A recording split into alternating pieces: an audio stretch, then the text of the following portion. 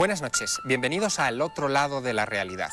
Dentro de unos días, el 25 de julio, celebraremos la festividad de Santiago Apóstol. Este año tiene una característica especial. El Día de Santiago coincide con un domingo, lo que quiere decir que este 2004 es un año santo jacobeo. Esa circunstancia no volverá a repetirse hasta el año 2010. Sin embargo, eso no es óbice para que durante todo este tiempo los caminos que conducen a Santiago se llenen de peregrinos buscando la salvación del alma. O quizá no, quizás son simplemente turistas que por el morbo de lo sagrado comienzan a recorrer una ruta que lleva siglos abierta. El primer peregrino llegó a Santiago hace 1200 años.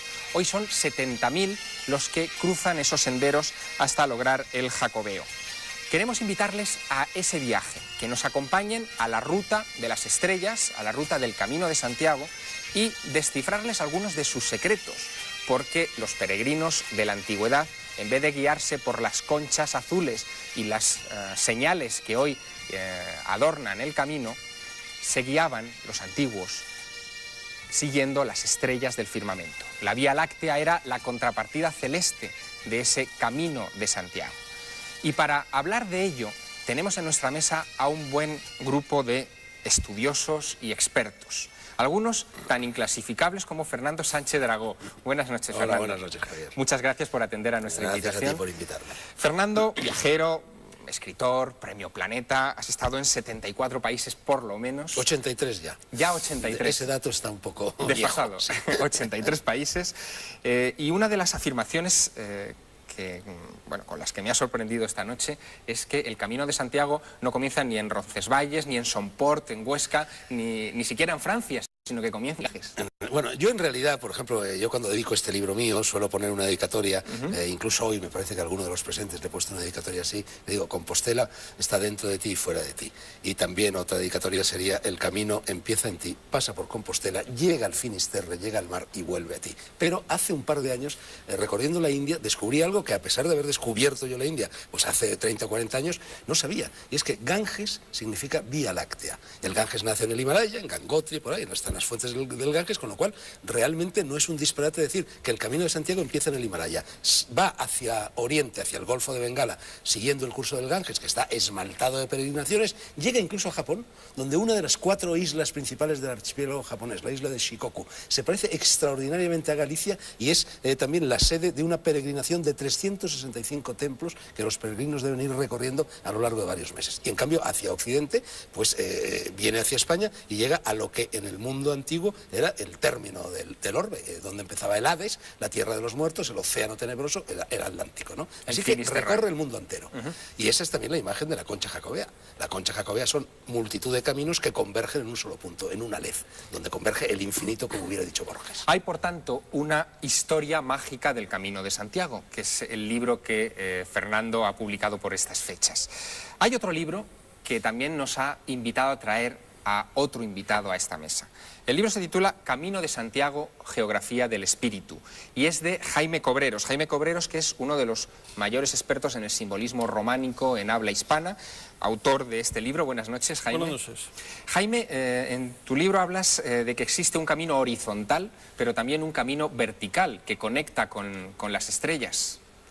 Sí, efectivamente, el camino horizontal más o menos lo conocemos todos, hemos oído hablar abundantemente de él y lo hemos practicado, y junto a él, y paralelamente a ello, aunque no parezca geometría, paralelamente al camino horizontal, hay un camino vertical, que es el que recorre en su interior el peregrino, y que además tiene elementos en cada etapa y en cada paso del camino horizontal que lo hacen progresar por ese camino espiritual, el camino vertical, de manera que pueda llegar hasta la meta, a la verdadera Compostela, no a la Compostela física que en este momento se nos exhibe. Tenemos también en la mesa a Marta Rivera de la Cruz. Buenas noches, Marta. Hola, buenas noches, Javier. Eres periodista, escritora, acabas de publicar un libro que se titula Grandes de España. Los Grandes de España, por cierto, también han acudido en algunas ocasiones a algunos trancos, algunos tramos del Camino de Santiago. Incluso en algunos casos, como Catalina de Aragón, tuvieron algún encuentro no muy agradable, ¿no? Pues no, porque Catalina de Aragón pasó por Santiago camino de Inglaterra, donde iba a casarse con Enrique VIII. Entonces quiso escuchar misa en la catedral y quiso que se pusiera a funcionar para allá el botafumeiro. Y entonces fue una cosa que solamente ocurrió en la historia 3 veces. En un momento dado el botafumeiro se desprendió, cruzó la nave, que se llenó de cenizas en ese momento. Y alguien quiso ver un presagio negro en aquel acontecimiento, que efectivamente se cumplió. Se cumplió porque Catalina Aragón terminó sus días muy mal. Muy desgraciada.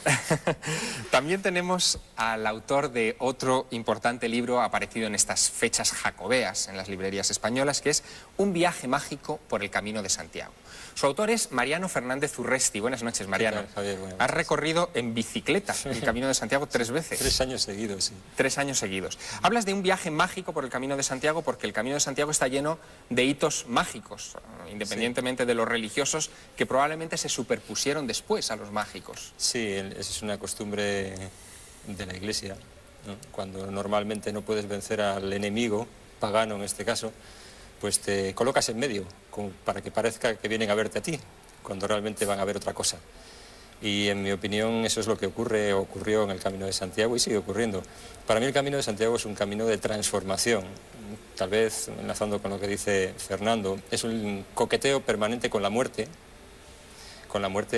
no física, aunque quizás en alguna ocasión parezca que también, sobre todo con la muerte interior. Y yo creo que en el tránsito del camino, en ese ínterin que dura 30 días aproximadamente, si se hace andando, un poco menos si se hace en bicicleta, lo que se va produciendo es una transformación del sujeto, si es peregrino y no turista, que finalmente pues tiene como resultado un paisano nuevo. Hablábamos de que el Camino de Santiago tiene conexiones estelares, cósmicas, con las estrellas.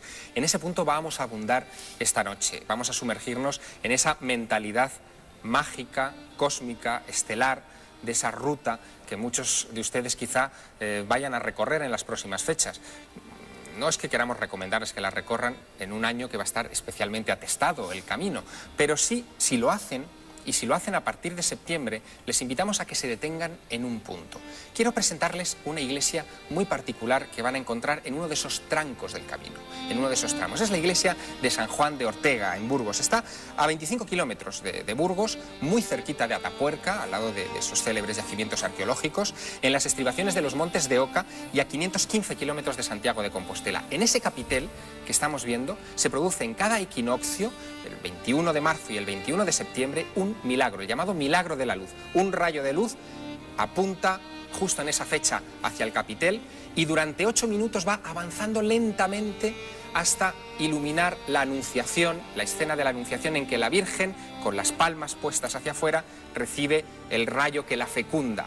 Un simbolismo hermoso que había pasado desapercibido durante varios siglos, pero que en 1974 Jaime Cobreros, siendo un joven estudiante de arte, descubrió casi por casualidad. Me gustaría que me contaras esa historia, que nos contaras esa historia. Estábamos haciendo el camino, Juan Pedro Morín, mi amigo, Juan Pedro Morín, y yo, para preparar un libro que iba a ser el Camino Iniciático de Santiago.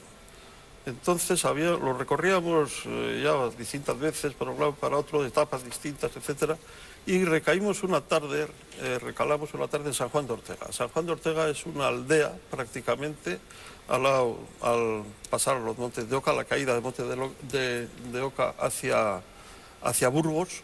Tiene 6 o 7 casitas, algunas ya deshabitadas en aquel momento, estoy hablando de los años 70 y pocos, y había un párroco que curiosamente era casi ciego, don Miguel Alonso, que estaba, desde que salió del seminario, lo habían destinado allá. No había conocido prácticamente ninguna otra cosa. Este señor, ya muy mayor, nos abrió muy amablemente la puerta, nos estuvo enseñando, y casi al salir nos comenta, miren, y además él decía, miren, y no veía, y señalaba, en aquel capitel de allá, he observado, cuando veía, que sucedían algunas cosas, como que el día de San José se iluminaba el capitel. Y le digo, don Miguel, ¿cuál se está refiriendo? ¿El de la Anunciación? Me dice, sí, el de la Anunciación. Y dice, y me dice usted que en el día de San Miguel, de San José. Y digo, pues entonces el de San Miguel también. Dice, al comienzo del otoño también se ilumina, efectivamente. Y digo, pues no se preocupe usted, que el próximo otoño estamos aquí por esas fechas. ¿Acudisteis otra vez? Yo me di cuenta de que efectivamente estaba hablando de los equinoccios. y que estábamos ante una anunciación que precisamente se celebra el 25 de marzo, San José el 19 de marzo y el equinoccio el 21 al 22 de marzo. Entonces acudimos, hubo suerte porque había sol, nos abrió amablemente el abogado, usted algo recordaba al bueno de don Miguel, y había un matrimonio madrileño que andaba por allí de casualidad que había caído. Y estupefactos, Juan Pedro Morín y yo, y el matrimonio madrileño, que quisimos explicarle un poco, porque para nosotros estábamos verdaderamente asombrados. El rayo de sol hasta las 6 de la tarde fue subiendo, entra precisamente por esa ventana que se ve ahora, que está alta, hacia las 6 y 5 de la tarde empezó a subir, y iluminó a las 6 y 5 pasadas plenamente el capitel de la Anunciación. Eso se ha hecho deliberadamente, lógicamente. Claro, por los entonces, a pesar de lo que crean muchos, de que es una casualidad, incluidos algunos sacerdotes, etcétera, es deliberado por el hecho de que la Virgen y el Arcángel San Gabriel se dirigen al rayo. No San Gabriel se dirige a María, como suele ser lo habitual en las anunciaciones, y puede aparecer 150 años después, Fray Angélico, en algunas de sus anunciaciones dibuja un rayo de sol por primera vez. Esto es 150 años antes. Es decir, y por primera vez, en el románico se da un hecho único que no se ha vuelto a describir nunca más en el románico, que es que algo exterior a un capitel potencia el simbolismo de ese capitel a límites extraordinarios, como nunca se había hecho hasta entonces. Se ha dado, por ejemplo, que rayos de luz el día del patrono de una iglesia puedan incidir en su tumba o en algún otro capitel. O sea, que están perfectamente orientadas en fechas específicas. Nunca una anunciación, que es la manera de simbolizar precisamente al Espíritu Santo. ¿Cómo se bueno, esto que está contando Jaime es un fenómeno recurrente en muchos enclaves sagrados, que han sido construidos de tal forma que el rayo del sol en una determinada fecha ilumine lo que es la parte central, el Santa Santorum, por así decir. Esto está, por ejemplo, lo que pasa es que a veces se opta por lo solsticial y a veces por lo equinoccial. Claro. Por ejemplo, en el caso de Stonehenge, el famoso enclave megalítico situado en Inglaterra, ahí es solsticial. En el caso de la fortaleza cátara de Monsegur, la gran fortaleza, también es solsticial. En cambio, en el caso de los mayas, por ejemplo, la pirámide de Chichén Itzá, donde está dibujada en piedras de distinto color la serpiente de plumas, Quetzalcóatl, también se ilumina cuando llega el equinoccio, ¿no? Claro, es que el equinoccio tiene un simbolismo mucho más rico que el del solsticio. Bueno, ya se anda. Entonces, no. La noche de San Juan. ¿Cuál es ese simbolismo del es la única fecha astronómica en que el sol pasa por el mismo punto 2 veces al año. Eso tiene un simbolismo mucho más rico de oposición, que no tienen los solsticios. Que siempre aparece clavado en el mismo punto del cielo. Es decir, antiguamente para hacer un templo, el sacerdote se sentaba durante un año en una silla en un punto concreto y ponía 2 columnas, 2 palos, a derecha e izquierda, según eran los solsticios, por donde era el de invierno y por donde salía el sol en el de verano. Pero en medio era el del equinoccio y era donde verdaderamente iba el altar. Bueno, es que esto nos lleva directamente a lo que, en mi opinión, es la columna vertebral del Camino de Santiago, que son los maestros canteros. Es un camino de constructores, y de constructores que recogen la tradición de los constructores del Templo de Jerusalén. Sabios astrónomos también, no solo constructores. Por supuesto. Bueno, pero eso es porque toda la idea de la peregrinación es el macrocosmos reflejado en el microcosmos. Pero un momento, el orden divino trasplantado al orden terrestre. Has dicho terrestre. del Templo de Salomón, estamos hablando de judíos, por tanto, no de cristianos. Quiere decir que antes hubo alguna ruta... ¿De judíos o de fenicios? De fenicios. Porque realmente el templo, la famosa columna de Hiram y todo esto, eran constructores fenicios. Los grandes maestros de la construcción en lo que ahora llamamos Oriente Medio, que en realidad es Próximo Oriente y no Oriente Medio, eran los fenicios. Pero en fin, fenicios o judíos es lo mismo. Los constructores del templo formaban una cofradía, lo que con el correr del tiempo dio pie a los masones, francmasones. Masón significa albañil. Y de hecho las cofradías de maestros cantores dejan su huella a lo largo del camino y tenían un conocimiento extraordinario de las leyes de la arquitectura, que es lo que les permitía hacer es decir, templos como el lo del camino, lo del rayo de sol en San Juan de Ortega no es extraordinario porque sea eso, se da hasta en los dólmenes y meniles de Antequera, se da como va penetrando el sol en los solsticios hasta dentro de la... Los dólmenes siempre están orientados hasta dentro de la cámara, ¿no? Permitidme que vayamos a la etimología también del lugar. Mariano, Compostela tiene un significado también que nos remite a las estrellas, ¿no? Sí, o hay quien dice que puede ser eso, hay quien dice que puede hablar del compos como materia alquimista. Pero Compostela podría ser campo de la estrella, sí, también. O campo de estelas funerarias. O el compos alquimista que decía Fernando. Entonces estaríamos hablando de ese rito de transformación al que yo hacía referencia en mi primera intervención. Pero regresando también al tema de las estrellas y la disposición de las cosas sobre la Tierra en función de cómo están en el cielo, sin duda hay muchos lugares donde podemos encontrar ejemplos, pero una cultura que fue no sé si pionera, bueno, fue un ejemplo de eso, fue la cultura egipcia. En Egipto encontramos la disposición, y tú lo sabes bien, de los templos según una determinada manera en función de cómo estaban también ordenadas las estrellas en ese momento. Y juegos de luces también los encontramos en Abu Simbel y en muchos lugares más.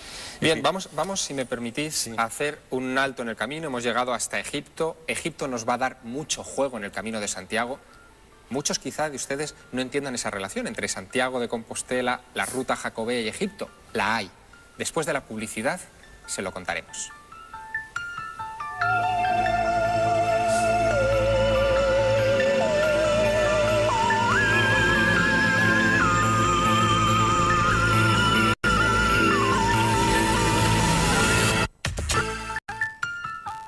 Retomamos nuestra andadura por el Camino de Santiago y sus secretos. Antes de la pausa publicitaria les hablábamos de la conexión extraña en apariencia entre el Camino de Santiago, la ruta jacobea y el antiguo Egipto. Pero hemos dejado sin explicar una cosa que es obvia y necesaria. El Camino de Santiago se conoce como tal porque se cree que el apóstol Santiago lo recorrió en un momento dado de la historia. Marta Rivera de la Cruz, que es nuestra experta en leyendas, nos va a resumir un poco esa leyenda, ¿no? Pues al parecer, en una noche de julio, una noche de verano muy pacífica, aparece en Iria Flavia, una localidad que está muy cerquita de Santiago, una barca de piedra, dentro de la cual un cuerpo que parece ser el del apóstol Santiago, que no se sabe evidentemente cómo llegó allí. Y ese cuerpo se traslada a ese campo de estrellas, ese campus stellae, que se supone que es Compostela. No se descubren en realidad los restos del apóstol Santiago hasta mucho tiempo después, ¿no? Se descubren... No, los restos no se descubren nunca. Ajá. Es decir, la leyenda de Santiago, de la venida del apóstol Santiago a España, se genera cuando un monje, un asceta, Pelayo, hombre del mar, es lo que es, pues tiene una visión en un castro sin importancia que estaba en el camino que iba de Iria Flavia a lo que luego sería Santiago de Compostela. Y entonces ve unas lenguas de fuego, una vez más las estrellas de las que estábamos hablando, oye unos cánticos como de trasmundo y hace una cosa rarísima. En lugar de pensar como piensan todos los gallegos, no sé, que ha visto la Santa Compaña o algo así, se va a la obispalía más cercana donde estaba el obispo Teodomiro y le cuenta esto. Y entonces el obispo Teodomiro decide que eso es una señal del Altísimo porque allí están enterrados los huesos del apóstol Santiago. Y así nace la leyenda. Tal vez habría que recordar que se redescubre, es decir, tuvo dos descubrimientos. Con el paso del tiempo eso se cuestiona, incluso se olvida, y después se vuelve a hacer ya propiamente una excavación detrás del altar mayor y a finales del siglo XIX aparecen unos restos mondos y girondos, que se guardan en una arca santa, que hasta es la que finalmente hay bula, Ajá. por bulas que no quede, y el Papa León XIII pues dicta... Declara dogma de fe lo que hasta entonces solo había sido una leyenda piadosa. Y la pregunta... Pero a mí me gustaría añadir algo a esto que acaba de decir Mariano. Yo en el año 1983-84 dirigí un curso sobre Prisciliano por cuenta de la Universidad de Valencia y Pelayo en Pontevedra. Y Prisciliano, Prisciliano, pues es un hereje cristiano, un hereje gnóstico, en la gran crisis del cristianismo en el siglo IV, digamos que el que capitanea la posibilidad de un catolicismo, de un cristianismo español ibérico, es Prisciliano, que es un hombre degollado a finales del siglo. Bueno, pues en ese momento me llama una marquesa, no puedo decir su nombre, supongo que ya habrá fallecido porque era bastante anciana, y me cuenta que su marido había estado presente cuando se abrió la cripta y dicen que allí le había contado a ella, su marido, que apareció una lápida donde decía aquí está enterrado Prisciliano. Y por orden del obispo esa lápida se destruyó. Muy curioso. Prisciliano. Es un testimonio bastante veraz. ¿Por qué me iba a engañar a mí la señora esta, ¿no? Prisciliano es el elemento que nos permite en el antiguo Egipto, precisamente, de alguna manera, porque sería un hereje de creencias gnósticas, has dicho, procedentes del antiguo Egipto. Su maestro era un tal Marco de Menfis. Efectivamente, del cual se decía que venía de Egipto y tal. Mira, yo hice el Camino de Santiago a comienzos, 1972, 73 de los años 70, ¿no? Y entonces, de repente, yo creo que es la tesis más novedosa que yo aporto en mi libro sobre el Camino de Santiago, es que es una reconstrucción del mito de Osiris. Osiris es también un dios de los muertos en Egipto, como lo es, tú has señalado la importancia que la muerte es un viaje a la tierra de los muertos. Además, para iniciarse, para convertirse en un hombre de conocimiento, en un hombre superior, hay que bajar siempre a los ínferos, hay que morir, es lo que hace Jesús, es lo que hace Ulises, es lo que hace Eneas, es lo que hace el propio Dante muchos siglos después, y renacer convertido en un hombre nuevo. Ese es el sentido de transformación, y para transformarse hay que morir.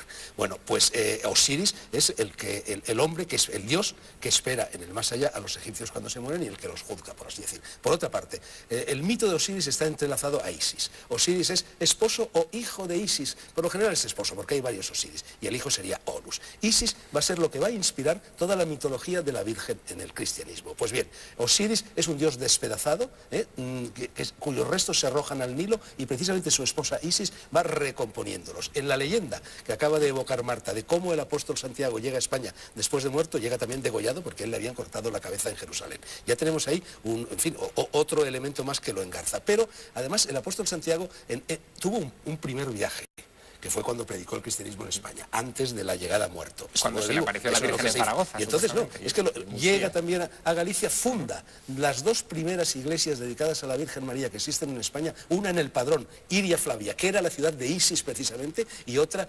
donde está el santuario de la Barca actualmente, en Muxía. Y luego recorre, dice la leyenda, todo lo que es más o menos el Camino de Santiago, hasta llegar a Zaragoza, donde funda el culto de la Virgen del Pilar. Entonces es un culto yin y yang, es un culto Johnny Lingam, es un culto masculino-femenino, como lo es el de Osiris. Entonces, Jaime Cobreros, ¿quién está enterrado en Santiago?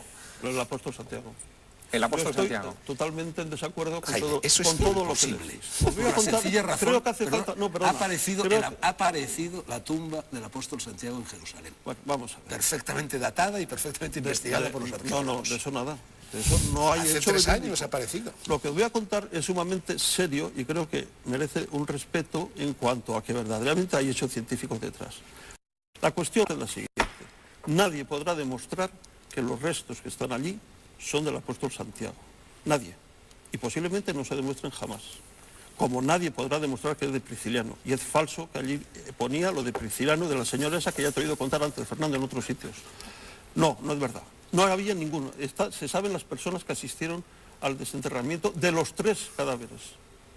¿Tres cadáveres? Atanasio, Teodosio y Santiago. Los 2 apóstoles, los 2 discípulos primeros que la acompañaron siempre y que también están hoy actualmente enterrados allí. Es decir, que la cuestión finalmente queda como... Entonces,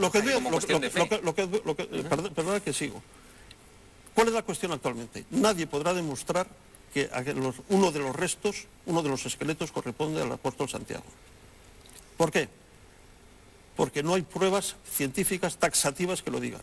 Se podría hacer algo, pero que desgraciadamente no se puede realizar.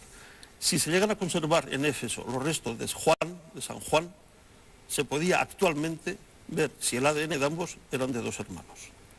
Desgraciadamente, a finales del siglo XVIII, XIX, no se sabe lo que pasó con el enterramiento en Éfeso, en la Basílica de San Juan.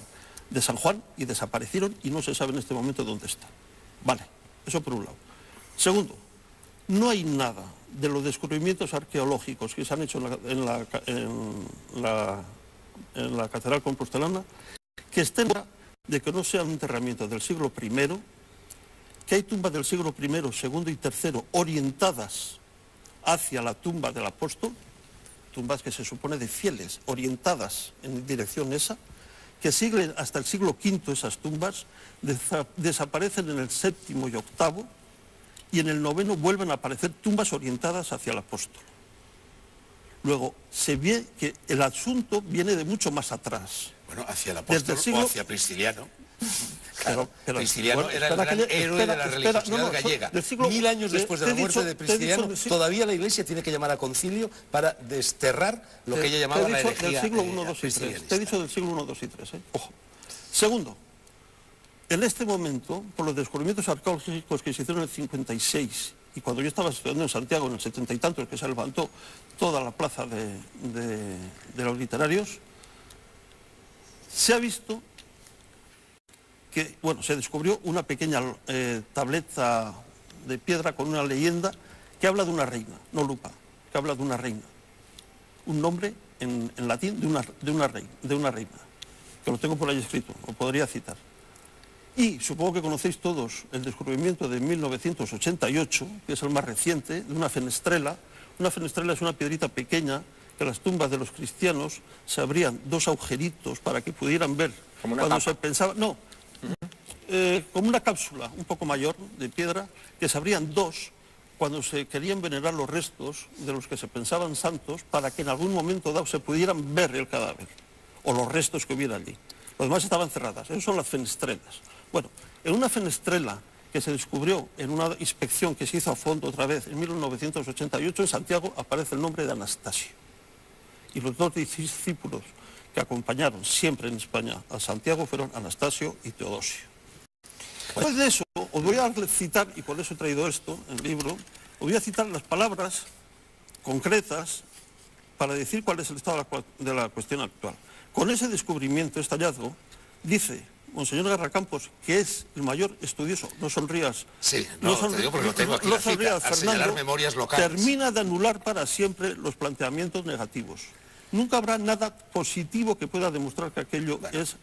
No quisiera entrar en una guerra de citas. pero tengo que decir. De hecho, réplica, Si el apóstol y Santiago continuamos. vino en 2 ocasiones a España, como pretende la leyenda, para predicar el cristianismo y luego después de muerto, ¿cómo se explica que desde ese momento hasta el siglo XI no haya ni un solo testimonio escrito? ¿Cómo se explica el terco silencio mantenido por todos los grandes autores cristianos de España, muchos de ellos santos, por Prudencio, por Osorio de Braga, por Martín de Dumio, por Ildefonso, por Braulio, por Tajón de Zaragoza y por Leandro de Sevilla? La única mención anterior al siglo XI, aparte de la leyenda del siglo VIII, la única mención que hay está en una obra atribuida, una obra mínima sin importancia, atribuida a San Isidoro, una obra que se llama De Ortu et Obitu Patrum. San Isidoro lo cita, ¿Cómo se explica Beato, No, Beato San Isidoro de en una obra atribuida lo cita. menciona de pasada al apóstol. Hay una Lo cita, cita, sí, que se lo- atribuye- La primera fuente historiográfica sobre Bueno, el que se apóstol es del atribuye siglo XI, de Beato, del 77. del Líbano, 1000 años de caramba. silencio. Acalorado debate sobre la tumba. No, es que y quién No, es sobre la presencia de del Santiago apóstol en o no España. es enterrado que en España. creo que la cuestión es esa. No se podrá nunca afirmar nada positivo,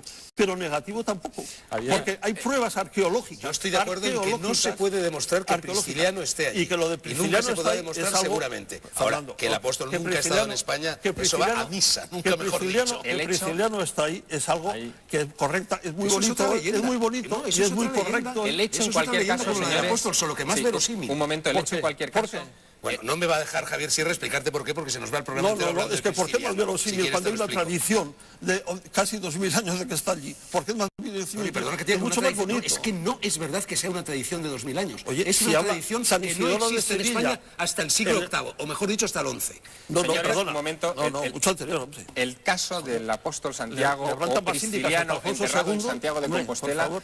está abierto, obviamente. Lo que es un fenómeno indiscutible No, es creo que el está camino. cerrado. Es decir, lo que ha generado esa creencia en Santiago, esté él o no esté enterrado en Santiago de Compostela. Fernando, acabas de presentar una película de la que eres... Se titula Camino de Santiago, el origen, dirigida por Jorge Algora. Una película que ha costado la friolera de casi 1 millón de euros de producción. Sí. En la que das es una película magnífica, al menos desde el punto de vista técnico. En la que das qué visión del camino. Bueno, más la misma visión que está en la historia mágica del Camino de Santiago en este libro, la visión de los maestros canteros, la visión de las estrellas, la visión de Prisciliano, todo esto. Yo soy el narrador.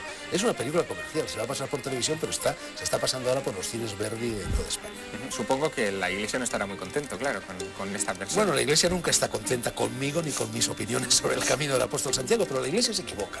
Porque lo que yo digo, en primer lugar, lo que yo digo y otros muchos investigadores, muchísima gente ha venido el Camino de Santiago, cuando yo lo recorro, a comienzos, en 1972, prácticamente había desaparecido, se había olvidado. Era una ruina en decadencia, estaba cayéndose a pedazos. Gracias a todas estas interpretaciones esotéricas del camino, el camino ha resucitado. Y si hoy vienen estos 70.000 peregrinos o turistas a los que te has referido, vienen en gran parte debido a los investigadores que han sacado pues todos los recovecos esotéricos del Camino de Santiago. Y además, esto no le quita nada a la Iglesia. Si la leyenda de Santiago es una leyenda, como lo es la de Prisciliano, como lo es la de Juan de Ortega, como lo es la de Santo Domingo de la Calzada, todo el Camino de Santiago son leyendas. Lo único que se hace con todas estas interpretaciones es darle más pedigrí. Es decir, decir que el Camino de Santiago no empieza con Santiago, es un camino anterior y que es un camino no solo cristiano, sino es un camino de todos los hombres. Fíjense hasta qué punto hay leyendas en el Camino de Santiago, que hay un lugar muy concreto del que les queremos mostrar una imagen, que es Cebreiro. En ese lugar se cree que se conserva incluso el grial, la copa mítica de la que bebió Cristo en la última cena o en la que José de Arimatea recogió la sangre del crucificado. Ahí la tenemos, ese es el grial de Cebreiro. Marta Rivera, de esto sí que hay pocas dudas históricas de que no es el verdadero grial. Eso está claro que no es el verdadero grial. Lo que pasa es que está vinculado a unas leyendas que realmente son bonitas. El Cebreiro es un lugar en una cumbre, en una montaña, rodeado de unos paisajes maravillosos, que en invierno se cubre de nieve. Antes no se podía casi acceder a partir del mes de noviembre, ahora ya pues las cosas son más fáciles.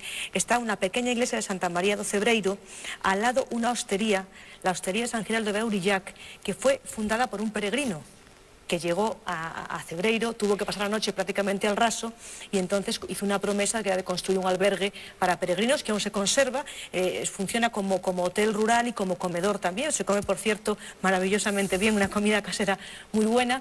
Y luego en la iglesia, que es inmediata, sucedió en el siglo XV un milagro que sí está documentado. En la noche de Nochebuena, aparece en la Misa del Gallo, bueno, pues estaba por supuesto toda la capilla rodeada de nieve, un único persona para escuchar misa. Pues porque era imposible para los vecinos de las aldeas cercanas llegar hasta la iglesia. Entonces el cura que oficiaba misa, en el momento de consagrar, pensó: qué tontería que este hombre haya venido aquí, haya pasado por tantas penalidades para ver pues simplemente para comulgar. Y en el momento de la consagración se convierte el vino en sangre y el pan. Un milagro eucarístico, ¿no? Un milagro eucarístico. El término que recibe. Bueno, que tuvo además tal trascendencia que los reyes católicos acudieron a Santa María del Cebreiro para visitar la iglesia y quisieron llevarse el cáliz del milagro. Fíjate, estamos hablando de cálices, una zona donde además parece que Richard Wagner estuvo también antes de componer el Parsifal, una zona donde incluso hay adaptaciones casi de la leyenda artúrica a Galicia. Sí, ¿no? Sí, hay un poema maravilloso de Ramón Cabanillas que se llama La noite estrelecida, que es una recreación de la leyenda artúrica que empieza, o sea, el grial se supone que está en el Cebreiro, y esa escena del yunque con la espada clavada y el rey Arturo intentando sacarla del yunque después de que otros caballeros no pudieran, sucede en el atrio de la Catedral de Lugo. Permítanme...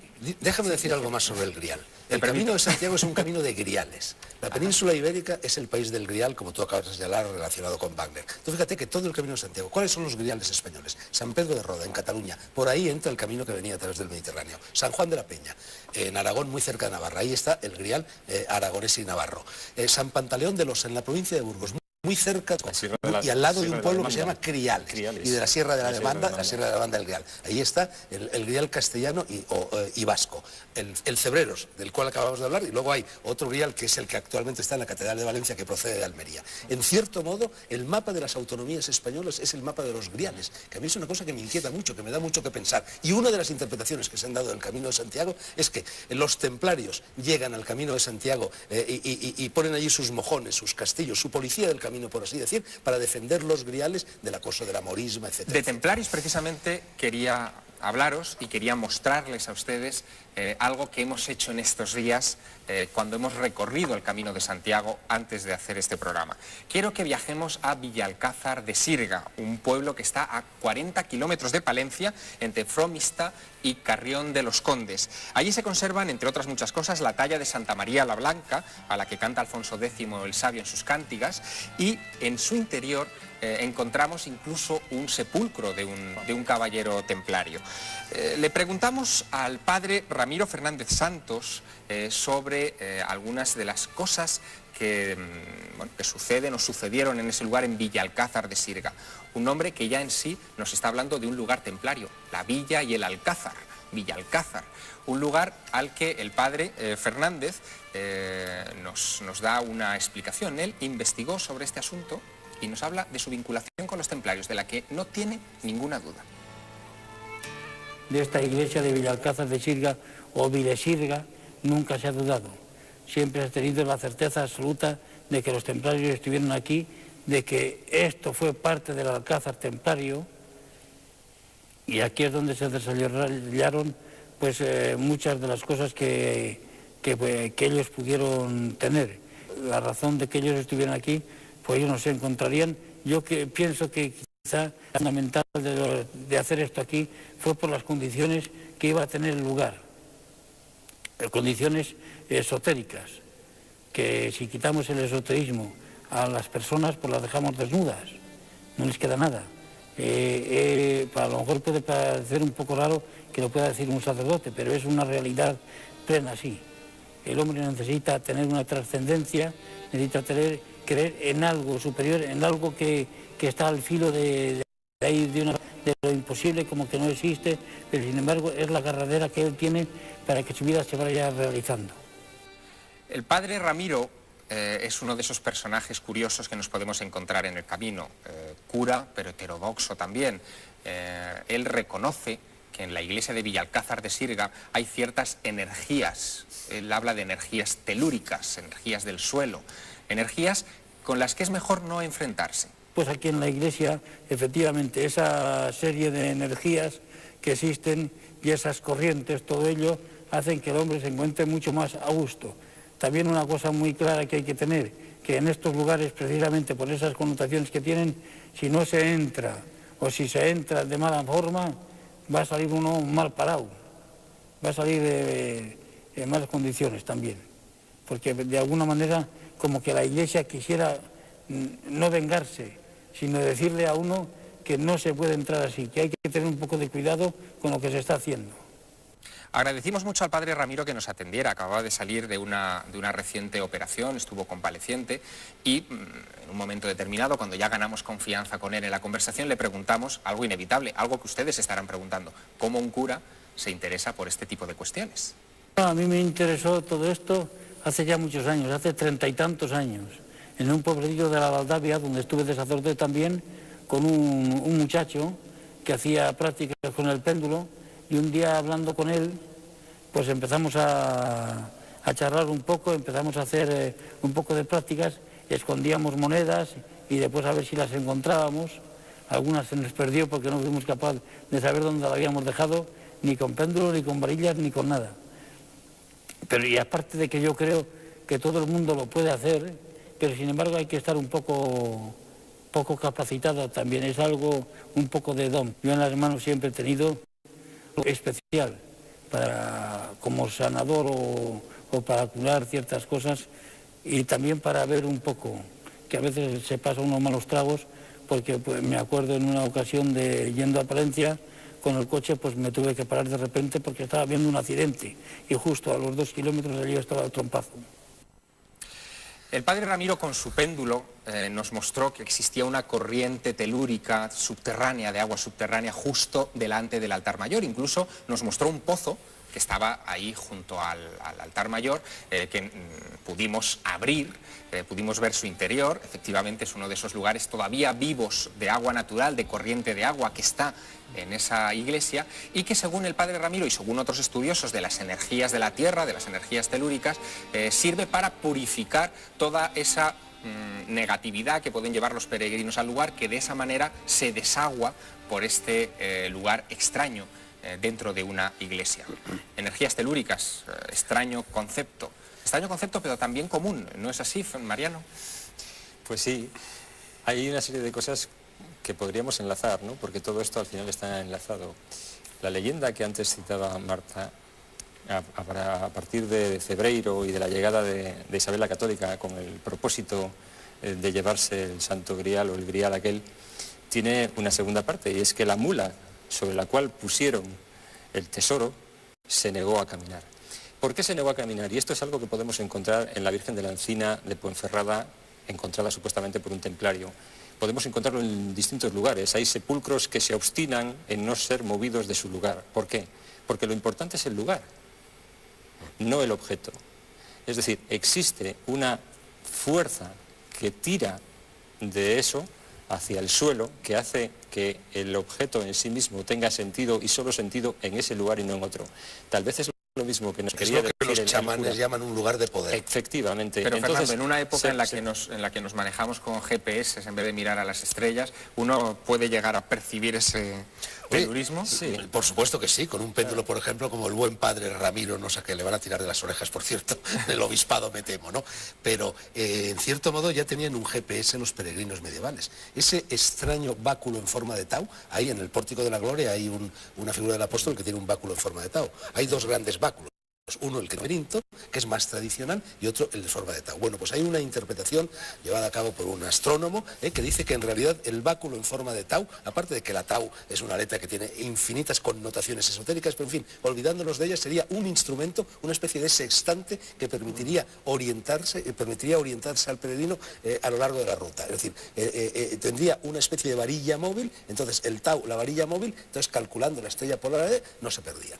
Así que tenían su GPS. Mariano me ha traído también una cosa singular, sí, un juego de la oca.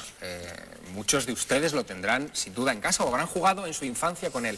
Lo que me sorprende de Mariano es que nos revela que el juego de la oca tiene algo que ver, o mucho que ver, con el camino, ¿no? La Vía Láctea es una especie de laberinto, lo mismo que el juego de la oca. O yo diría que el Camino de Santiago es un juego de la oca enderezado, y a lo largo del itinerario telúrico, de ese raíl telúrico, vamos topándonos con una serie de pruebas que van transformando a esa persona, a ese peregrino, hasta convertirle, después de una muerte simbólica en la casilla 58, que correspondería tal vez al sepulcro de quien sea, en Compostela, le transformaría en una nueva persona. Casilla 58, que es una calavera con unas tibias debajo, casi un símbolo pirata, ¿no? 5 y 8 es el número 13, que corresponde en el tarot a la carta de la muerte. Y a lo largo del itinerario vamos encontrando... que la carta de la muerte en el tarot no es símbolo de muerte, sino es de transformación. Y vamos encontrándonos pruebas. Antes hemos visto al párroco de Villasirga. La leyenda dice que la Virgen Blanca de Villasirga hacía muchas cosas, pero casi todas tenían que ver con curaciones referidas a la vista. Curaba la vista a los ciegos, es decir, les abría los ojos. A lo largo del camino vamos encontrando señales que nos abren los ojos a una nueva realidad. Realidad última y maravillosa si somos capaces de interiorizar todo eso que vamos y superamos la casilla 58. Jaime Cobreros ha dedicado buena parte de sus obras a hablarnos del simbolismo del Camino de Santiago. Todos estos símbolos, ¿cómo deben entenderse? Es decir, alguien del siglo XX acostumbrado a leer en los periódicos y no a leer en los capiteles, ¿cómo puede comprender esas señales en el camino? Vamos a ver, el Camino de Santiago no solo reúne símbolos, sino que reúne el corpus simbólico, reúne mitos, reúne ritos y reúne símbolos. Entonces, y cuando hablo de mitos, ritos y símbolos, no estoy hablando de irrealidades o de cosas figuradas, estoy hablando en el fondo de la realidad última, porque todo mito, todo rito, todo símbolo conduce a la última realidad, al principio, a lo que se escribe con mayúscula, realidad y principio. Por tanto, algo que entra por los sentidos, como puede ser el símbolo, traspasa las distintas órdenes de la realidad hasta llegarnos a la última. Ese es el valor del símbolo, que nos pone en contacto con la última realidad, con las verdades trascendentes, con las verdades supremas. El rito, que viene a ser un símbolo en acción, y en el Camino de Santiago ahí todavía se conservan algunos, desgraciadamente se han perdido otros, como las vueltas, el deambular alrededor de la tumba del apóstol, la cruz de ferro con la llevada de piedras, que se repiten en otra serie de peregrinaciones como la de la Meca, etc. Todo eso son ritos que nos están hablando también de una trascendencia. Y luego está el mito del apóstol, que cuando digo mito, vuelvo a repetir, no estoy hablando de una irrealidad o de algo imaginado, sino estoy hablando de la realidad última, cuando el mito del apóstol concuerda perfectamente con muchas cosas de las que ha dicho Fernando, solo que a otro nivel superior, y con las que habéis dicho todos los demás también, solo que a otro nivel. Por tanto, el camino nunca puede ser ajeno a ese denominador común de todas las simbologías, porque el símbolo es universal, de todas las mitologías, porque el mito es universal, de todos los ritos, porque el rito, en el fondo, cuando es verdadero, es universal. Es decir, que solo que tiene otra trascendencia. No hace falta, por lo tanto, hablar latín o hablar castellano, da igual la lengua que se emplee, porque eso va directamente al corazón. Es la lengua de los dioses, como decían los antiguos, el símbolo, porque no se puede, expresa lo inefable, lo que no tiene fabla. Estamos en los instantes finales de nuestra tertulia. Yo quisiera, en cualquier caso, señalar algo, y que lo subrayaras, Fernando, que es importante, y es que el Camino de Santiago no termina en Santiago. Bueno, efectivamente es ilógico que una persona emprenda un viaje desde remotísimas tierras, que llegue a 30 kilómetros del mar y que no llegue al mar. Claro. En lo que hoy llamamos Finisterre o Fisterra, estaba el Ara Solis, y eso está perfectamente documentado en la época de los romanos. El Ara Solis era el altar del sol, y entonces tú imagínate un hombre del mundo antiguo que recorría el mundo entero para llegar, lo hemos dicho antes, al lugar donde terminaba el mundo rotulado, el mundo conocido por la antigüedad clásica. Esas líneas del Finisterre, donde además había toda clase de leyendas, de petroglifos, de insculturas procedentes de un legendario desembarco de Atlantes o de algo parecido a Atlantes. Entonces esa persona en el altar del sol asistía simbólicamente, como señalaba Jaime, a la muerte del sol. Veía cómo el sol descendía en el horizonte, él moría al mismo tiempo que el sol y al día siguiente renacía convertido en un hombre nuevo. Esa es la verdadera espoleta del Camino de Santiago, y eso convierte el Camino de Santiago en algo no ya histórico, sino prehistórico, que existía antes de que la historia se echara a andar. Y hay un cementerio en Santa María de Noya donde encontramos una serie de lápidas supuestamente escritas por canteros, también supuestamente con signos gremiales, dice la historia convencional, con signos iniciáticos, dice la historia heterodoxa, que vendrían a ser las lápidas donde ellos, de alguna manera, representaban su propia muerte simbólica. Son lápidas que jamás cubrieron ninguna fosa. Están hoy en día en Santa María de Noya, en un cementerio que puede ser visitado actualmente, como están expuestas como un museo. Yo diría que es una prueba más del sabor egipcio que tiene todo esto, porque en última instancia el caminante o el hombre que hoy lo hace en bicicleta o a caballo, como fuera, al final llega a la Amenti, el Amenti de los egipcios. El más allá. El más allá.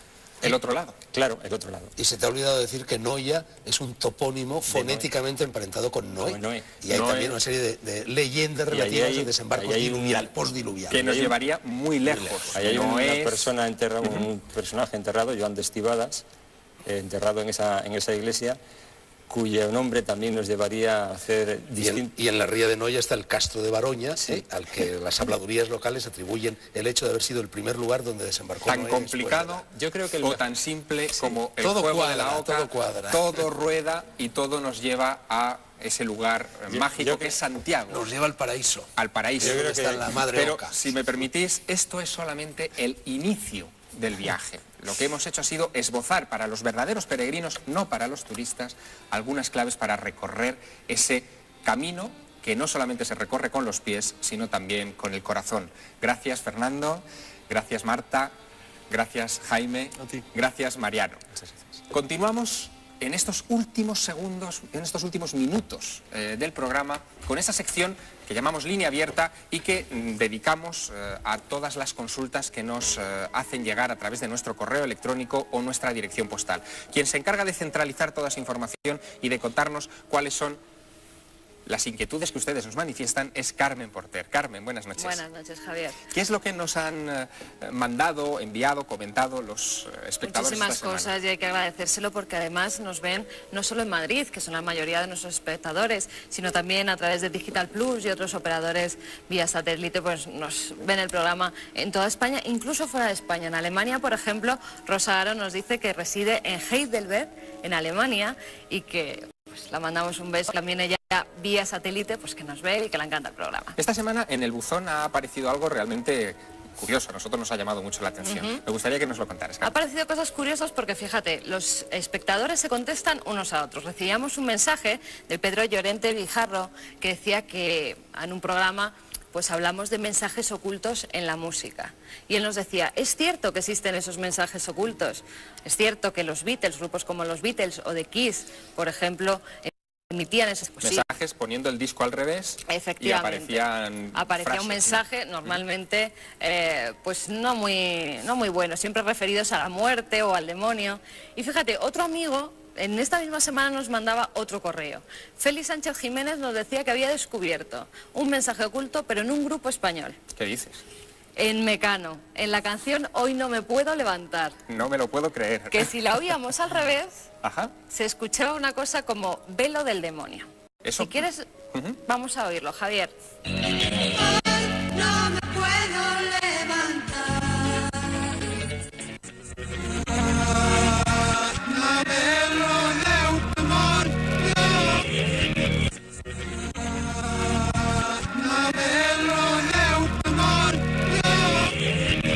Hace falta ser retorcido, ¿no? Cuando menos curioso, ¿no, Javier? Hemos cumplido bien los deberes y nos hemos ido a ver al biógrafo de Mecano, a Javier Adrados. Y si quieres vamos a ver lo que él opina de estos mensajes ocultos pues en canciones tan conocidas como Hoy no me puedo levantar. Escuchémosle. Bueno, pues al oír Hoy no me puedo levantar, dado la vuelta, he tenido la sensación de oír algo de Mecano que nunca había oído. La verdad que me ha sorprendido, pero yo pienso que es una casualidad. Creo que la canción responde a lo que responde la inquietud de un chaval de 17 años que no se podía levantar tras un fin de semana. Creo que lo más provocador de la canción era pues que en un momento de la sociedad, en ese momento era cruel decir todo aquello, pero lo del demonio creo que es una casualidad. Resaca diabólica, Carmen. Sí, algo así. Hoy no me puedo levantar y el velo del demonio por ahí en medio. Bueno. ¿Qué más nos cuentan? Vamos a pasar a otro espectadores? tema. Mariano Ríos está muy interesado en que dediquemos un programa a Egipto. Hoy ha salido a relucir aquí ese magnífico país y él nos pide pues que hablemos de los secretos que guardan las pirámides, también de la relación con seres extraterrestres, es lo que nos dice él, y su orientación si se identifica la constelación de Orión. Bueno, es cierto que las pirámides tienen una conexión con la constelación de Orión que reflejaban en la tierra aquello que veían en el cielo. Mariano Fernández Urresti nos hablaba de la mente y del más allá. La puerta al más allá eran las 3 estrellas centrales de la constelación de Orión que estaban alineadas con algunos pasadizos o algunas galerías pequeñas en la pirámide. Por supuesto que vamos a hablar de Egipto y por supuesto que este programa traerá a los mejores expertos mundiales en esa materia que ya están convocados a esta mesa. Claro que sí, o sea que nuestro amigo Mario que no se pierda ese programa sobre Egipto porque va a descubrir cosas muy curiosas aquí. ¿Quieres que demos las formas de contacto, Javier? Por favor, adelante. Hay un mail que es el otro lado de la realidad @telemadrid.es o si quieren enviarnos pues una carta con sus psicofonías, con sus fotografías extrañas. También pueden hacerlo a El otro lado de la realidad, Telemadrid, Paseo del Príncipe número 3, 28223, Pozuelo de Alarcón, Madrid. Gracias, Carmen. Gracias a ti, Javier.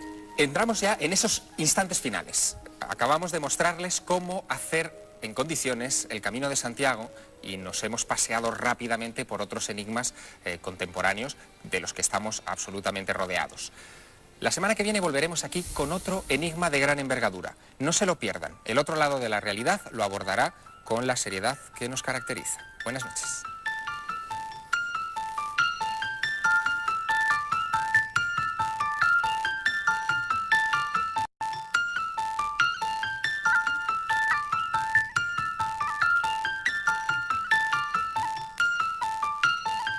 Colocas en medio para que parezca que vienen a verte a ti, cuando realmente van a ver otra cosa. Y en mi opinión eso es lo que ocurrió en el Camino de Santiago y sigue ocurriendo. Para mí el Camino de Santiago es un camino de transformación. Tal vez, enlazando con lo que dice Fernando, es un coqueteo permanente con la muerte no física, aunque quizás en alguna ocasión parezca que también, sobre todo con la muerte interior. Y yo creo que en el tránsito del camino, en ese interín que dura 30 días aproximadamente, si se hace andando, un poco menos si se hace en bicicleta, lo que se va produciendo es una transformación del sujeto, si es peregrino y no turista, que finalmente pues tiene como resultado un paisano nuevo. Hablábamos de que el Camino de Santiago tiene conexiones estelares, cósmicas, con las estrellas. En ese punto vamos a abundar esta noche. Vamos a sumergirnos en esa mentalidad mágica, cósmica, estelar, de esa ruta que muchos de ustedes quizá vayan a recorrer en las próximas fechas. No es que queramos recomendarles que la recorran en un año que va a estar especialmente atestado el camino, pero sí, si lo hacen, y si lo hacen a partir de septiembre, les invitamos a que se detengan en un punto. Quiero presentarles una iglesia muy particular que van a encontrar en uno de esos trancos del camino, en uno de esos tramos. Es la iglesia de San Juan de Ortega, en Burgos. Está a 25 kilómetros de Burgos, muy cerquita de Atapuerca, al lado de esos célebres yacimientos arqueológicos, en las estribaciones de los Montes de Oca y a 515 kilómetros de Santiago de Compostela.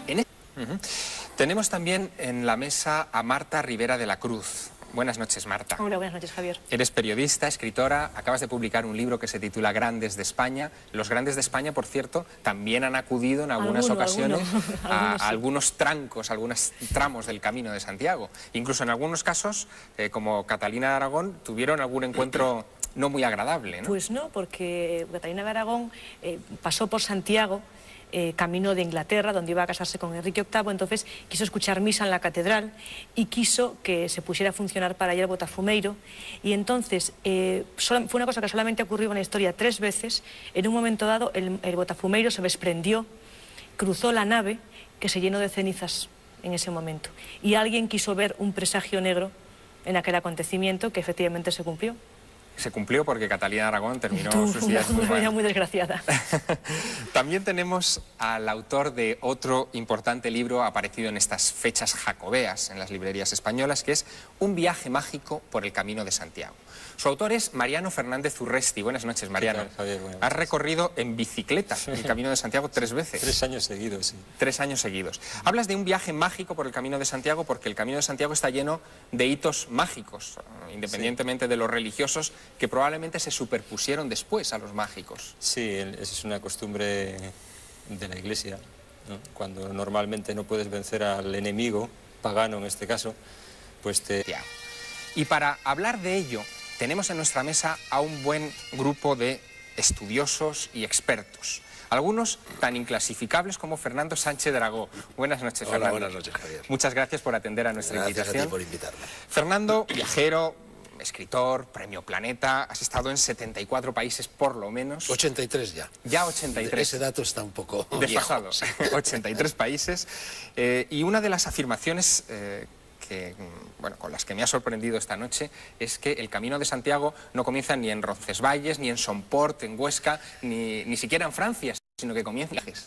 Bueno, yo en realidad, por ejemplo, yo cuando dedico este libro mío suelo poner una dedicatoria, incluso hoy me parece que alguno de los presentes le he puesto una dedicatoria así, le digo, Compostela está dentro de ti y fuera de ti. Y también otra dedicatoria sería, el camino empieza en ti, pasa por Compostela, llega al Finisterre, llega al mar y vuelve a ti. Pero hace un par de años, recorriendo la India, descubrí algo que a pesar de haber descubierto yo la India, pues hace 30 o 40 años, no sabía. Y es que Ganges significa Vía Láctea. El Ganges nace en el Himalaya, en Gangotri, por ahí, no están las fuentes del Ganges, con lo cual realmente no es un disparate decir que el Camino de Santiago empieza en el Himalaya, va hacia oriente, hacia el Golfo de Bengala, siguiendo el curso del Ganges, que está esmaltado de peregrinaciones, llega incluso a Japón, donde una de las 4 islas principales del archipiélago japonés, la isla de Shikoku, se parece extraordinariamente a Galicia y es también la sede de una peregrinación de 365 templos que los peregrinos deben ir recorriendo a lo largo de varios meses. Y en cambio, hacia occidente, pues viene hacia España y llega a lo que en el mundo antiguo era el término del orbe, donde empezaba el Hades, la tierra de los muertos, el océano tenebroso, el Atlántico, ¿no? Así que recorre el mundo entero. Y esa es también la imagen de la concha jacobea. La concha jacobea son multitud de caminos que convergen en un solo punto, en una lez, donde converge el infinito, como hubiera dicho Borges. Hay, por tanto, una historia mágica del Camino de Santiago, que es el libro que Fernando ha publicado por estas fechas. Hay otro libro que también nos ha invitado a traer a otro invitado a esta mesa. El libro se titula Camino de Santiago, Geografía del Espíritu, y es de Jaime Cobreros. Jaime Cobreros, que es uno de los mayores expertos en el simbolismo románico en habla hispana, autor de este libro. Buenas noches, Jaime. Buenas noches. Jaime, en tu libro hablas de que existe un camino horizontal, pero también un camino vertical que conecta con las estrellas. Sí, efectivamente, el camino horizontal más o menos lo conocemos todos, hemos oído hablar abundantemente de él y lo hemos practicado, y junto a él, y paralelamente a ello, aunque no parezca geometría, paralelamente al camino horizontal, hay un camino vertical, que es el que recorre en su interior el peregrino, y que además tiene elementos en cada etapa y en cada paso del camino horizontal que lo hacen progresar por ese camino espiritual, el camino vertical, de manera que pueda llegar hasta la meta, a la verdadera Compostela, no a la Compostela física que en este momento se nos exhibe.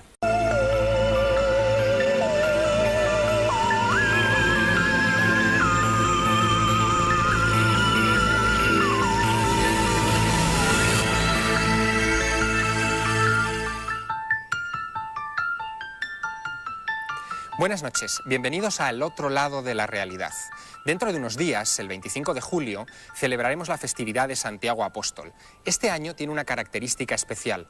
El Día de Santiago coincide con un domingo, lo que quiere decir que este 2004 es un año santo jacobeo. Esa circunstancia no volverá a repetirse hasta el año 2010.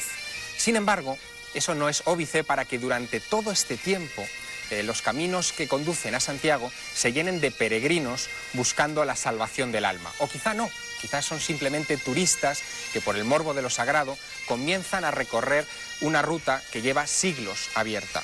El primer peregrino llegó a Santiago hace 1200 años. Hoy son 70.000 los que cruzan esos senderos hasta lograr el jacobeo. Queremos invitarles a ese viaje, que nos acompañen a la ruta de las estrellas, a la ruta del Camino de Santiago y descifrarles algunos de sus secretos, porque los peregrinos de la antigüedad, en vez de guiarse por las conchas azules y las señales que hoy adornan el camino, se guiaban, los antiguos, siguiendo las estrellas del firmamento. La Vía Láctea era la contrapartida celeste de ese Camino de Santiago.